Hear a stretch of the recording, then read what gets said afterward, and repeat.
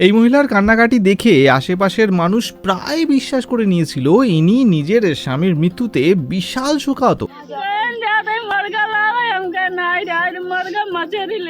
মানে মহিলা তো সকলের সামনে চোখের জলে নাকের জলে হয়ে পড়ছেন, আবার কখনো জ্ঞান হারিয়ে ফেলছেন। কিন্তু দুঃখের বিষয়, এমন অস্কার লেভেলের অভিনয় করেও খুব একটা সুবিধা করতে পারলেন না মহিলা, কারণ শেষমেশ এনাকে আর এনার প্রেমিককে পুলিশ গ্রেপ্তার করে। শোনা যাচ্ছে এই মহিলা, যার নাম পূজা, সে বহুদিন থেকেই স্থানীয় এক যুবক ডাঙ্গার যাদবের সঙ্গে অবৈধ সম্পর্কে জড়িয়ে পড়েছিলেন এবং সাম্প্রতিক এই দুজনের সম্পর্ক স্বামী মহেশ জানতে পারেন। বলা ভালো, আপত্তিকর অবস্থায় হাতে নাতে ধরেন দুজনকে। এরপর যেহেতু ব্যাপারটা লোক জানাজানি হয়ে যাবে, সেই ভয়ে এই দুজনে মিলে পুরো প্ল্যানিং করে মহেশকে হত্যা করে।